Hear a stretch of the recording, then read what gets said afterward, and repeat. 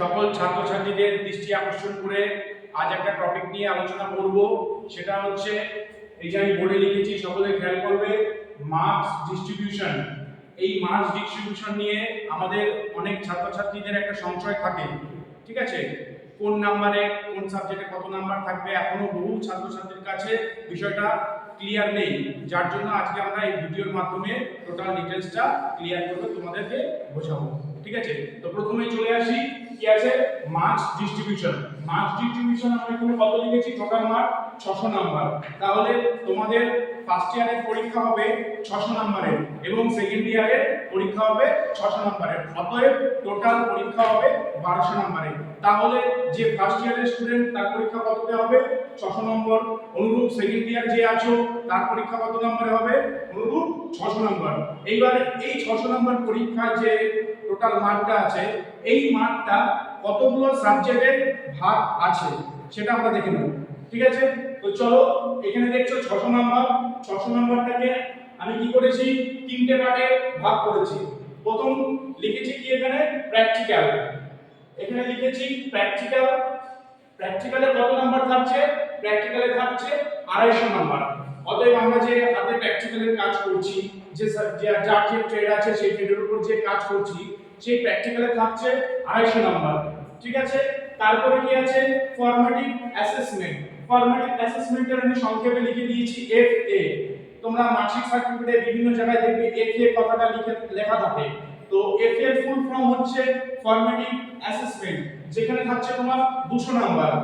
Formative assessment কি, খাতাপত্র বানানো, sessional number, attendance, এগুলোর উপর ভিত্তি করে 200 নাম্বার থাকছে।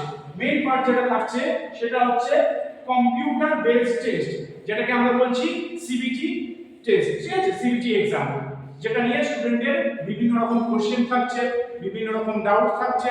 তো এটাকে আমরা দেখব কম্পিউটার বেসড টেস্ট কত নাম্বার থাকছে। এখানে দেখো লিখেছি আমি 150 নাম্বার। যে সিবিটি পরীক্ষাটা হবে সেটা তোমাদের হবে 150 নাম্বারে।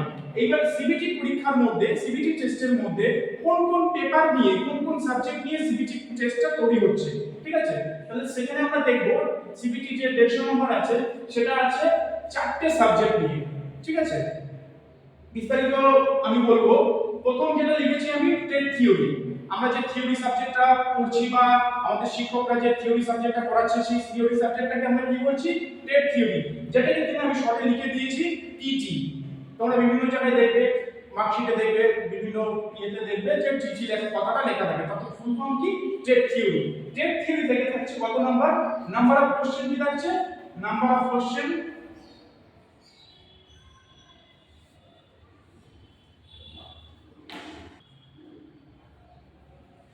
তো নাম্বার অফ কোশ্চেন কি থাকছে, 38টা কোশ্চেন থাকছে। 38টা কোশ্চেন কি থাকছে, 2 নাম্বার করে থাকছে। তাহলে 38 * 2 76। তাহলে টেট থিওরি থেকে কত নাম্বার থাকছে, 76। এই জিনিসগুলো সকলে ভালো করে মাথার মধ্যে ঢুকিয়ে নেবে, ঠিক আছে? তাহলে টেট থিওরি থেকে কত থাকছে, 76 নাম্বার থাকছে। তারপরে সিবিটির আরেকটা সাবজেক্ট হচ্ছে ওয়ার্কশপ ক্যালকুলেশন এন্ড সায়েন্স, যেটা বর্ণিত বলে আমি পুরোটা লিখতে পারিনি, যার শর্ট ফর্ম হচ্ছে WCS, workshop calculation and science.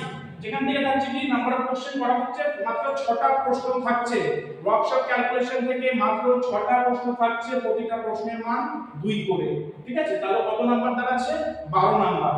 এবং আরেকটা কি আছে, 3 নম্বরে আছে ইঞ্জিনিয়ারিং ড্রয়িং, যেটা শর্ট ফর্ম হচ্ছে ED, engineering drawing. Engineering drawing থেকে থাকছে কত, 6টা প্রশ্ন, অনুরূপ প্রতিটা প্রশ্নের নাম 2 করে, তাহলে কত হলো, 12 নাম্বার।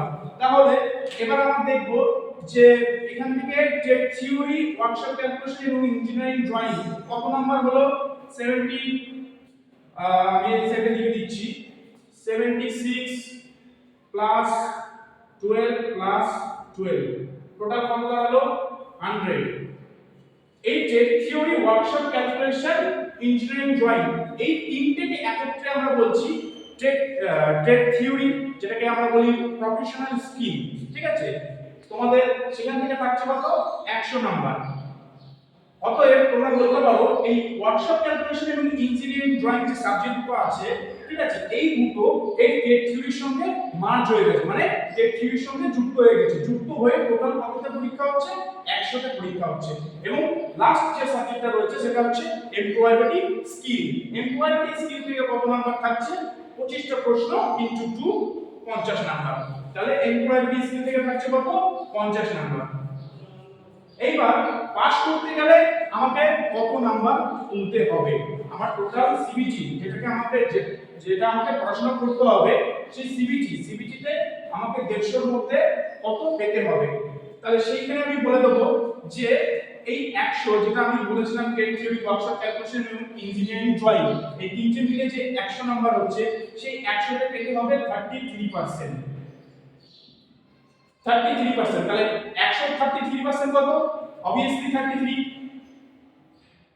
এইবার যেটা এমপ্লয়াবিলিটি স্কিল রয়েছে, সেই এমপ্লয়াবিলিটি স্কিল কত নাম্বার, 50 নাম্বার, এটারও কত পেতে হবে, এটারও 33% আমাকে পেতে হবে। তো 50 এর 33% করলে ওই 16 পয়েন্ট সামথিং আসছে, তো ওটাকে আমরা 17 ধরব, ঠিক আছে। তাহলে আমাকে বিষয়টা এখানে ক্লিয়ার হলো। টেট থিওরি যে তিনটে, টেট থিওরি, ওয়ার্কশপ ক্যালকুলেশন এবং ইঞ্জিনিয়ারিং ড্রয়িং, যেটা থেকে থাকছে 100 নাম্বার, সেখানে আমাকে তুলতে হবে 33 পাস মার্ক, এটাকে আমাকে তুলতেই হবে। এবং যে এমপ্লয়াবিলিটি স্কিল রয়েছে 33%, সেখান থেকে তুলতে হবে আমাকে 17 নাম্বার। তাহলে 33 এবং 17 যোগ করলে কত দাঁড়াচ্ছে, 50। অতএব এই যে 150 নাম্বার সিবিটি টেস্ট আমি বলেছিলাম প্রথমেই, এই 150 নাম্বার সিবিটি টেস্টের মধ্যে পাস করতে গেলে তোমাকে এবং 50 নাম্বার তুলতে হবে।